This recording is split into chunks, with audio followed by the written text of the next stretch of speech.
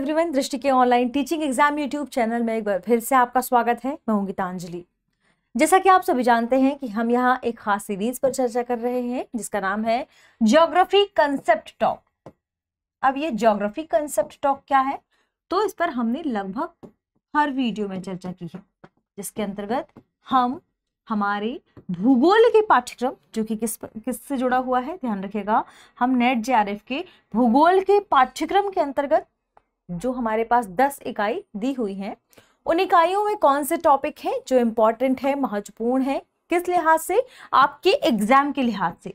तो UGC net की परीक्षा में जिन प्रश्नों से प्रीवियस ईयर्स में भी प्रश्न पूछे गए हैं, जिन टॉपिक से प्रीवियस ईयर्स में प्रश्न पूछे गए हैं और जो टॉपिक आपकी आगामी परीक्षाओं के लिहाज से इंपॉर्टेंट हो सकता है, उन टॉपिक्स के बारे में हम यहाँ चर्चा करते हैं। उन टॉपिक्स के कंसेप्ट को समझने की कोशिश करते हैं, उनकी कुछ खास एग्जाम्पल उदाहरण देखते हैं और डिटेल से जानते हैं कि आखिर वह टॉपिक क्यों इंपॉर्टेंट है। ठीक है, तो इसी सीरीज के अंतर्गत हम एक खास टॉपिक पर चर्चा कर रहे थे, ज्वालामुखी, जिसमें हमने ज्वालामुखी क्या होते हैं, ज्वालामुखी कितने प्रकार के होते हैं, उससे जो उद्गार होता है यानी जो मैग्मा है, वह मैग्मा जब पृथ्वी की ऊपरी परत को विभिन्न परतों से होते हुए ऊपरी परत की ओर आता है, भूपर्वती पर लावा के रूप में जो फैल जाता है, तो इस उद्गार को भी हमने पढ़ा कि यह कितने प्रकार का होता है।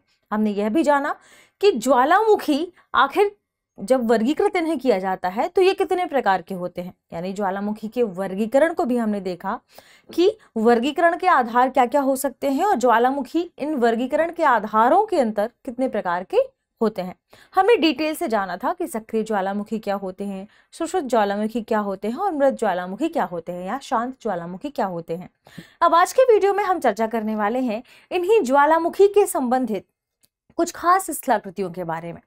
देखिए, हम सभी जानते हैं कि जो ज्वालामुखी है वह क्या है, यह एक घटना है, यानी ज्वालामुखी के बाद, ज्वालामुखी उद्गार के बाद हमने देखा कि स्थलाकृतियों का निर्माण होता है पृथ्वी की ऊपरी परत पर या धरातल पर।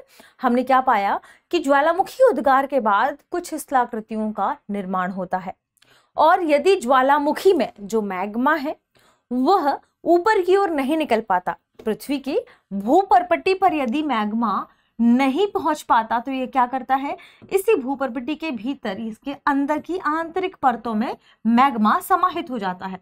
और जब अपक्षय होता है तो ऊपरी परत में यदि अपक्षय हो गया तो ऊपरी परत के अपक्षय के बाद फिर ये जो स्थलाकृतियां नीचे की ओर बनती हैं, इनसे जिन स्थलाकृतियों का निर्माण होता है, फिर ये कहाँ आती हैं, भूपटल पर आती हैं। यानी आप क्या कह सकते हैं कि ज्वालामुखी उद्गार के फलस्वरूप पृथ्वी के भूपटल पर बाह्य स्थलाकृतियों का निर्माण होता है। किनका? बाह्य स्थलाकृतियों का निर्माण होता है। और यदि यह उद्गार ऊपर की ओर नहीं निकल पाता, भूपर्पट्टी की ओर नहीं आ पाता, यह मैग्मा या लावा यदि इन परतों को तोड़कर ऊपर की ओर नहीं आता, तो यह क्या होता है, यह बीच में ही इन परतों में ऐसे जमा हो जाता है। और जब ये बीच में इन परतों में जमा हो जाता है तो यहां भी आंतरिक स्थलाकृतियों का निर्माण होता है। आंतरिक स्थलाकृतियों का निर्माण होता है, चट्टानों का निर्माण हो जाता है। और ये जो आंतरिक स्थलाकृतियां हैं ये भूपटल पर कब आती हैं, जब भूपटल की जो है ऊपरी परत है इस पर अक्षय हो, और खास तौर पर अपर्दन, क्योंकि हमने अपर्दन के बारे में डिटेल से चर्चा की है जब हमने डेविस का अपर्दन चक्र पढ़ा है। तो जब अपर्दन की क्रिया होती है तो अपर्दन के बाद यह जो ऊपरी परत है यह क्या हो जाती है, यहां से हट जाती है। तो फिर जो आंतरिक ये स्थलाकृतियां हमने देखी, ये आंतरिक स्थलाकृतियां भूपटल पर दिखाई देने लगती हैं। यानी आप जानते हैं कि ज्वालामुखी उद्गार की वजह से बाहरी की तरफ या बाहर की तरफ बाह्य स्थलाकृतियों का निर्माण होता है और अंदर की तरफ आंतरिक परतों की वजह से आंतरिक क्या स्थलाकृतियों का निर्माण होता है। यहाँ यानी दोनों प्रकार के स्थलाकृतियों का निर्माण होता है। तो हम ज्वालामुखीता के ही अंतर्गत आज पढ़ने वाले हैं बाह्य आकृतियों के बारे में, और बाह्य आकृतियों में भी हम किसके बारे में पढ़ने वाले हैं, ज्वालामुखी शंकु के बारे में, ज्वालामुखी शंकु के बारे में, यानी वॉल्केनिक कोन के बारे में कि आखिर ये क्या होते हैं। ठीक है, तो आज हम क्या जानेंगे, आज हम जानेंगे वॉल्केनिक कोन को, कि आखिर जो यह ज्वालामुखी उद्गार होता है उस उद्गार के बाद कितने प्रकार के और कैसे कैसे ज्वालामुखी कोन या ज्वालामुखी शंकुओं का निर्माण होता है। तो ध्यान रखें, जब हमने देखा कि पृथ्वी की आंतरिक परत में जो यह गर्म तप्त लावा है यह ऊपर की ओर आ रहा है, और यह लावा आंतरिक परत से जब ऊपर की ओर आता है तो दरार के माध्यम से, या हमने क्या पढ़ा था, केंद्रीय उद्गार, तो केंद्रीय उद्गार के माध्यम से यह बहुत अधिक तेज आवाज के साथ, बहुत अधिक तेज विस्फोट के साथ जो ज्वालामुखी के भीतर से मैग्मा है वह ऊपर की ओर निकलता है, जिसमें ज्वालामुखी का जो के भीतर जो मैग्मा है इसके साथ साथ क्या होता है, मैग्मा के साथ साथ क्या होता है, विखंडित पदार्थ। हमने डिटेल से चर्चा की थी विखंडित पदार्थ के बारे में, जिसमें ज्वालामुखी चट्टानें पाई जाती हैं, ज्वालामुखी बम पाए जाते हैं, मटर के समान दाने होते हैं, हमने इनके बारे में चर्चा की। ज्वालामुखी राख पाई जाती है, जलवाष्प हमने देखा कि यहाँ पर जब मैग्मा ऊपर की ओर आता है तो इसमें क्या होता है, जलवाष्प भी होता है, गैसों की मात्रा भी होती है, और इन्हीं गैसों के दबाव की वजह से, इन्हीं गैसों की तीव्रता की वजह से क्या होता है, ऊपर लावा बाहर की तरफ निकलता है। अब ये लावा जब ऊपर की तरफ निकलता है, कुछ दरारों के माध्यम से निकलता है, तो ऊपर स्थलाकृतियों का निर्माण होता है, और इन स्थलाकृतियों में हम शंकु के बारे में पढ़ेंगे कि जब यह बहुत तेजी से ऊपर लावा गिरता है, जाता है, तो वापस से यह क्या होता है, नीचे गिरता है, और जब यह वापस से नीचे गिरता है, ठंडा होता है, तो कुछ ऐसे शंकुनुमा आकृति हमें देखने को मिलती है। ठीक है, तो इसलिए इसे क्या कहा जाता है, ज्वालामुखी शंकु कहा जाता है।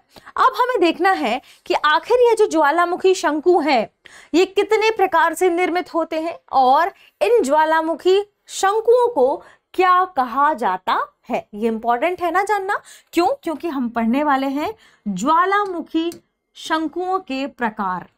हम क्या जानेंगे, ज्वालामुखी शंकु के प्रकार। तो देखिए हमने क्या जाना, हमने जाना कि ज्वालामुखी उद्गार के माध्यम से बाह्य और आंतरिक दोनों स्थलाकृतियों का निर्माण होता है। जो बाह्य स्थलाकृतियां हैं उनमें से आज प्रमुख स्थलाकृतियां ज्वालामुखी शंकु के बारे में हम जानना यहाँ पर शुरू करेंगे।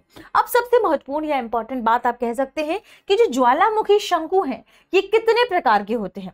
क्यों, क्योंकि यहाँ यह भी तो जानना जरूरी है कि जितने हम ज्वालामुखी शंकु के बारे में आज पढ़ने वाले हैं वे कितने प्रकार के होते हैं।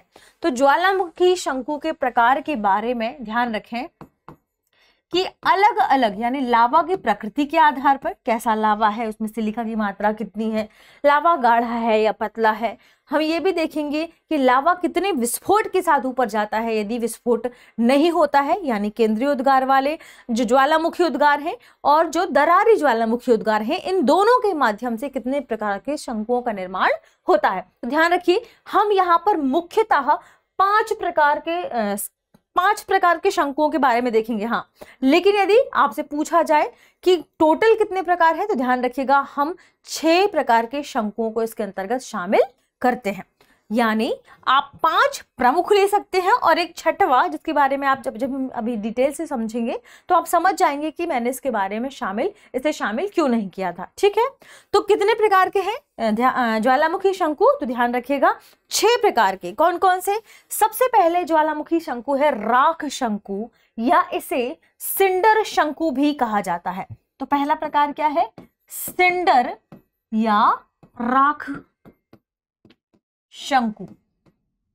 सबसे पहले हम इनके नाम लिख लेते हैं, फिर हम इन्हें डिटेल से इनके बारे में चर्चा करेंगे। ठीक, अब सिंडर शंकु या राख शंकु के बाद जो दूसरा प्रकार है उसे ध्यान रखिएगा मिश्रित शंकु।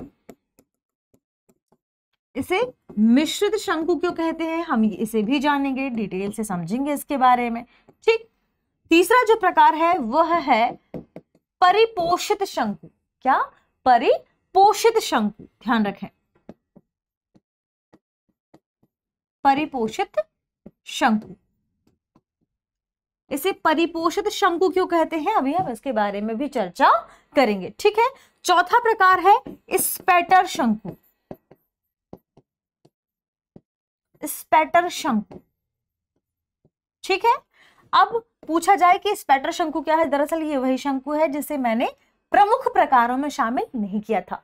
लेकिन चूंकि आपसे पूछा जाएगा कि स्पैटर शंकु कौन सा है, तो आप इसका एग्जाम्पल बता सकते हैं। मैं आगे इसके बारे में आपसे इसके बारे में चर्चा भी करूंगी, ठीक है। अब स्पैटर शंकु के बाद महत्वपूर्ण शंकु है पैठिक लावा शंकु।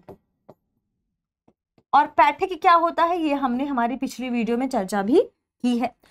पांचवा के बाद आता है छठवां प्रकार। छठवें प्रकार में ध्यान रखें शामिल है हमारा अम्लीय लावा शंकु। अम्लीय लावा शंकु। तो कितने प्रकार हो गए शंकुओं के, ज्वालामुखी शंकुओं के? तो ध्यान रखिएगा, ज्वालामुखी शंकु मुख्यतः, ध्यान रखें, मुख्यतः 5 प्रकार हैं, और आप सभी प्रकारों को शामिल कर लेंगे तो ध्यान रखें इसमें 6 प्रकार आ जाते हैं, ठीक है। अब सबसे महत्वपूर्ण बात कि यह जो सिंडर शंकु है यह क्या है? सिंडर शंकु क्या कहलाते हैं? सिंडर या राख ज्वालामुखी शंकु। इन्हें सिंडर या राख ज्वालामुखी शंकु इसलिए कहते हैं क्योंकि इन शंकुओं का निर्माण राख से होता है, यानी उद्गार जो होता है, ज्वालामुखी उद्गार होता है, उससे राख भी बाहर निकलती है। तो जिन शंकुओं का निर्माण ज्वालामुखी के उद्गार के बाद या उसके उद्गार के साथ निकली हुई राख से होता है, उन्हें राख शंकु या सिंडर शंकु कहा जाता है। और राख या सिंडर शंकु को ध्यान रखिए, ये विस्फोट वाले ज्वालामुखियों से निर्मित होते हैं, यानी जिन ज्वालामुखियों में क्या होता है, विस्फोट होता है, उसी से ज्वालामुखी जो राख निकलती है उसके फलस्वरूप निर्मित शंकु को ज्वालामुखी, कौन सा ज्वालामुखी? राख ज्वालामुखी शंकु या सिंडर शंकु कहा जाता है। अब महत्वपूर्ण बात कि इसके उद्गार से जो पदार्थ निश्चित होता है, जो पदार्थ निकलता है, उसी में से इन शंकुओं का निर्माण होता है। और ये कैसे होते हैं पदार्थ, हमने देखा था अभी, आप इसकी इमेज के थ्रू देख सकते हैं कि मान लीजिए यह स्थान है, यहां से लावा, आंतरिक हिस्से से जो गर्म लावा है, यह लावा ऊपर की ओर निकलता है और कुछ इस तरीके से राख के माध्यम से शंकु का निर्माण होता है। अब इसमें हम ध्यान रखें क्या है, राख के द्वारा निर्मित हुआ है। क्यों? क्योंकि इससे जो लावा ऊपर की ओर निकल रहा है, इसमें हमने देखा था विखंडित पदार्थ होता है, हमने देखा था जलवाष्प होती है, गैसें होती हैं, लेकिन इनमें से किसी का भी इसमें योगदान नहीं है। यानी यहाँ पर जो उद्गार हुआ है, यह उद्गार कहाँ से हुआ है? केंद्र से। ध्यान रखें, यहां पर उद्गार किससे हुआ है? केंद्र से। क्यों केंद्र से? क्योंकि हमने चर्चा की थी ना कि जो केंद्रीय उद्गार होता है, उस उद्गार में क्या होता है, ये सभी पदार्थ ऊपर की ओर निकलते हैं और उसमें विस्फोट भी होता है ना, हमने इनके बारे में चर्चा की थी। तो केंद्र से यह जो उद्गार हो रहा है, इसमें ज्वालामुखी राख के माध्यम से जिन प्रकार के शंकुओं का निर्माण होता है, उसे ही राख शंकु कहते हैं।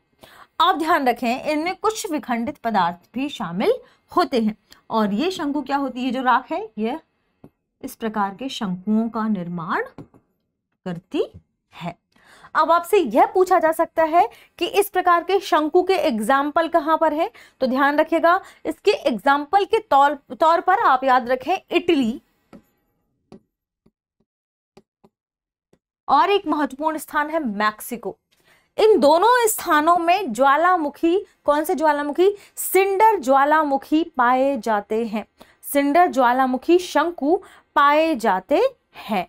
अब पूछा जाएगा कि इटली में कौन सा है, ठीक है, क्योंकि आपको एक पर्टिकुलर शंकु का नाम भी तो पता होना चाहिए। तो इटली में जो पर्टिकुलर शंकु है उसका नाम है नूवो।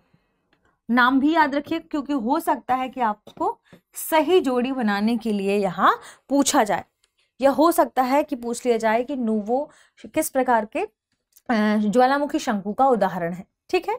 तो ध्यान रखिएगा, यदि पूछा जाए कि मैक्सिको में कौन सा ज्वालामुखी शंकु है, यानी राख ज्वालामुखी शंकु है, तो ध्यान रखिएगा उसका नाम है, मैक्सिको के ज्वालामुखी शंकु का नाम है, मैक्सिको के राखी ज्वालामुखी शंकु या सैंडर ज्वालामुखी शंकु का नाम है जोरूलो,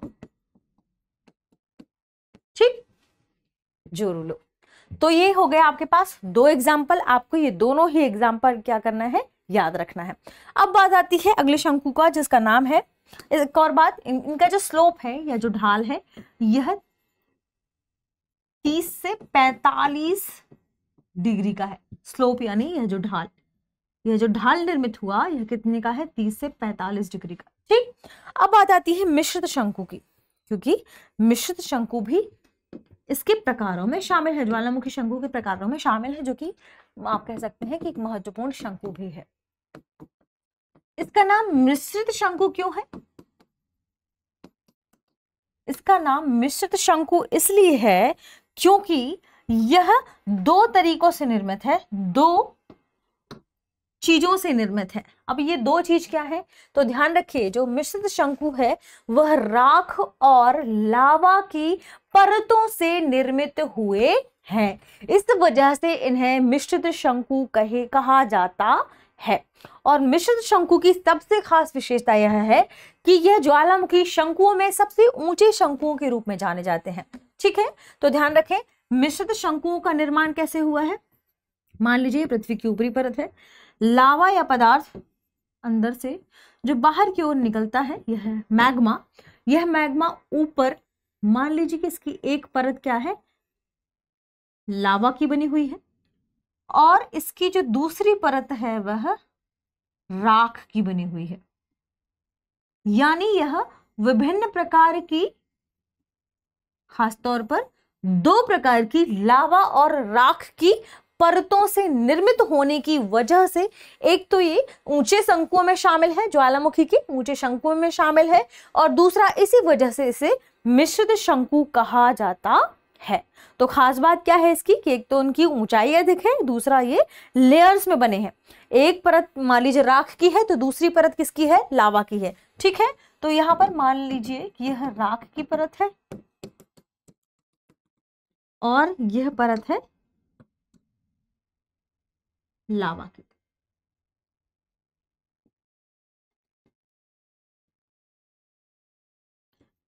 तो इन परतों की वजह से ही इन्हें मिश्रित शंकु कहा जाता है। क्यों? क्योंकि ये अलग अलग परतें हैं, इनके ये मिश्रण से बना है, इनके मिश्रण से निर्मित होने की वजह से इसे क्या कहा जाता है, मिश्रित शंकु। अब आपसे पूछा जाए इनका स्लोप क्या है, तो इनका स्लोप भी 30 से 45 अंश होता है। जो स्लोप यानी ढाल, माफ ये मानकर चलिए, जो हम ढाल की बात करते हैं, ये ढाल, ठीक।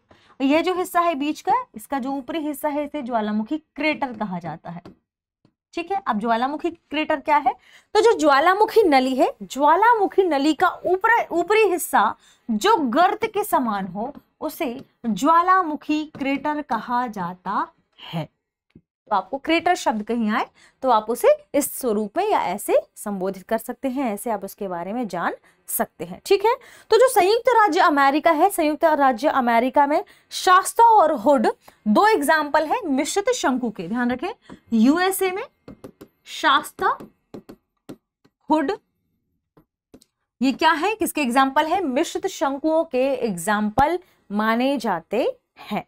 अब ये तो हमने बात की इनके बारे में। जो विश्व में अधिकांश ऊंचे पर्वत हैं, ज्वालामुखी पर्वत हैं, ये ज्वालामुखी जो शंकु है वे मिश्रित शंकु ही कहे जाते हैं, ठीक है, वही मिश्रित शंकु हैं।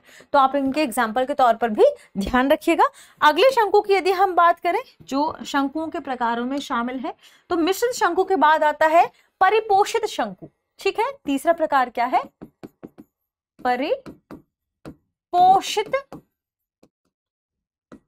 शंकु।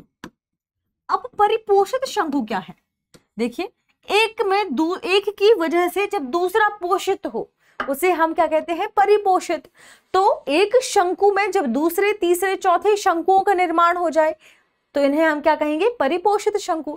तो ध्यान रखिए कि मान लीजिए कि लावा, मैग्मा गर्म होकर ऊपर पृथ्वी की बाहरी परत में ऊपर की ओर आता है और शंकु का निर्माण करता है, एक बड़े विस्तृत शंकु का निर्माण करता है, ठीक है।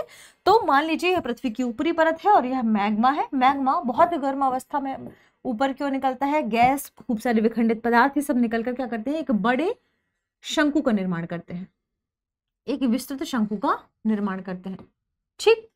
अब इस विस्तृत और बड़े शंकु में यदि दोबारा से क्या हो कि बीच बीच में कुछ दरारों की वजह से, मान लीजिए कि बीच में कुछ दरारों की वजह से लावा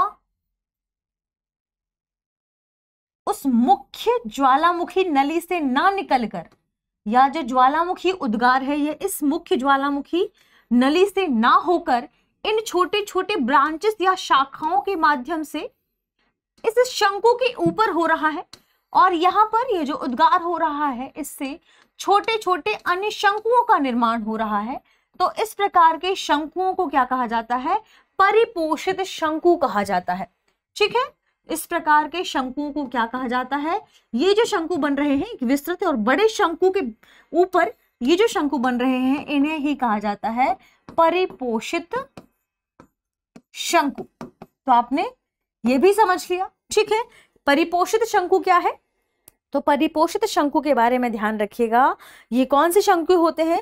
जब एक ज्वालामुखी उद्गार हो और उस ज्वालामुखी उद्गार की वजह से एक विस्तृत और बड़े शंकु का निर्माण हो गया हो, और उस विस्तार वाले शंकु के भीतर से क्या हो रहा हो? अलग अलग शाखाओं के माध्यम से उद्गार हो रहा हो, और इन पार्श्व दरारों की वजह से, ये जो पार्श्व दरारें हैं, इन पार्श्व दरारों की वजह से शंकु के ऊपर अलग छोटे छोटे शंकुओं का जब निर्माण हो जाए तो इन्हें ही परिपोषित शंकु कहा जाता है। इन्हीं छोटे छोटे शंकुओं को क्या कहते हैं? परिपोषित शंकु कहते हैं। ठीक है, तो ये हमने इसके एग्जाम्पल के तौर पर देख लिया कौन सा शंकु कहलाता है परिपोषित शंकु। अब बात करें अगले शंकु की, तो उसका नाम है स्पैटर। स्पैटर शंकु के बारे में ध्यान रखिएगा, बहुत इंपॉर्टेंट नहीं है लेकिन फिर भी आपको पता होना चाहिए, इसलिए ध्यान रखें। स्पैटर शंकु क्या है? स्पैटर शंकु का मतलब होता है कि देखिए, जब ज्वालामुखी उद्गार हो रहा है तो हमने देखा था कि ज्वालामुखी उद्गार में क्या होता है? बहुत सारे मिश्रित पदार्थ बाहर निकलते हैं। इन मिश्रित पदार्थों में जलवाष्प और विखंडित पदार्थ, लावा, ज्वालामुखी राख, बहुत सारी चीजें पाई जाती हैं। तो ध्यान रखें कि जब इन मिश्रित पदार्थों का उद्गार हो रहा है ऊपर की ओर, और इन मिश्रित पदार्थों में जो लावा है उसके साथ साथ क्या निकलती हैं? गैसें निकलती हैं, और इन गैसों के बुलबुले की वजह से, ध्यान रखिएगा, जब इन गैसों के बुलबुले की वजह से जो फूटन उत्पन्न होती है, मान लीजिए यह क्या है? परत है, इससे मैग्मा ऊपर की ओर निकला पृथ्वी पर।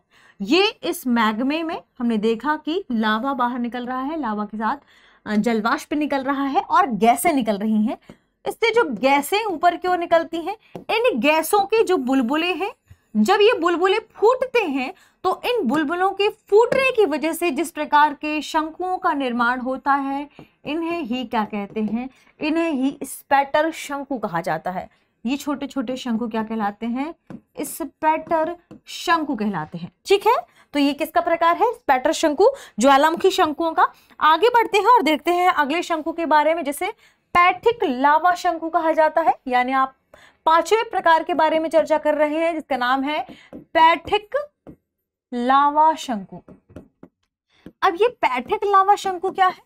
तो पैठिक लावा शंकु के बारे में ध्यान रखें कि जब हमने देखा कि ज्वालामुखी उद्गार हो रहा है, तो ज्वालामुखी उद्गार यानी केंद्रीय प्रकार का ज्वालामुखी उद्गार भी हो सकता है और दरारी प्रकार का भी ज्वालामुखी उद्गार हो सकता है। तो जब ज्वालामुखी उद्गार हो रहा है तो पृथ्वी के आंतरिक भागों से जो गर्म तप्त लावा है, जलवाष्प है, गैसें हैं, वे ऊपर की ओर निकलती हैं।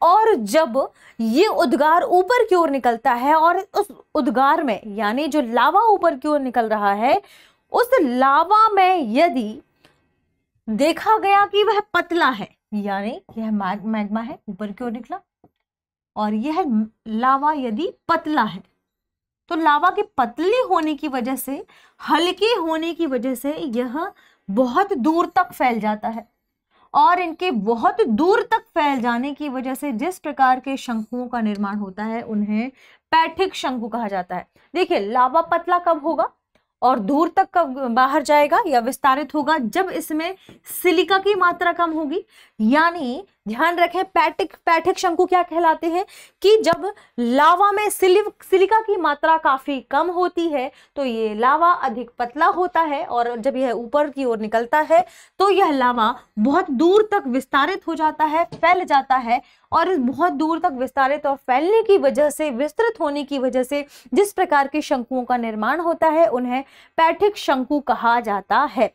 यानी यह लावा बहता हुआ कहां तक आ गया, दूर तक आ गया, और आपने देखा कि ये ऊंचा नहीं है, ये कैसा है, विस्तारित है, दूर तक फैला हुआ है। तो इस प्रकार के शंकु को क्या कहा जाएगा, पैठिक शंकु कहा जाएगा। और इन शंकुओं को शील्ड शंकु भी कहा जाता है। क्यों? क्योंकि इनका आकार शील्ड की तरह हो जाता है, इसलिए इन्हें शील्ड शंकु भी कहा जाता है। यदि पूछा जाए कि इनकी ढाल कितनी होती है तो ध्यान रखें, क्योंकि ये फैल गए हैं तो इनकी ढाल क्या है, 6 से 8 डिग्री मात्र। तो इनकी ढाल कितनी होती है, 6 से 8 डिग्री। ठीक है। और कौन सा उद्गार, तो ध्यान रखें केंद्रीय उद्गार के माध्यम से जब लावा ऊपर की ओर निकलता है, यह उसकी बात की जा रही है। ठीक है। अब बात करें कि अम्लीय शंकु कौन से होते हैं, क्योंकि हमने अम्लीय शंकु को भी इसके अंतर्गत शामिल किया है। तो ध्यान रखें, छठवां प्रकार है अम्लीय शंकु। अम्लीय शंकु का मतलब ध्यान रखिएगा कि जब पृथ्वी के आंतरिक भागों से गर्म तप्त जो मैग्मा है वह ऊपर की ओर निकलता है, और इस लावा में यदि सिलिका की मात्रा अधिक होती है, लगभग 45 से 65, 60 से 65% वैसे माना जाता है कि यदि इसमें जो सिलिका की मात्रा है वह कितनी हो, सिलिका की मात्रा यदि इसमें लगभग 65% तक होती है तो इस प्रकार से निर्मित शंकुओं को क्या कहा जाता है, इस प्रकार से निर्मित शंकुओं को अम्लीय शंकु कहा जाता है। चूंकि इस प्रकार के जो लावा है इसमें सिलिका मिली हुई है, यानी लावा कैसा है, सिलिका युक्त है, तो यह लावा कैसा होगा, गाढ़ा होगा। ठीक है। यानी यह लावा कैसा है, गाढ़ा है।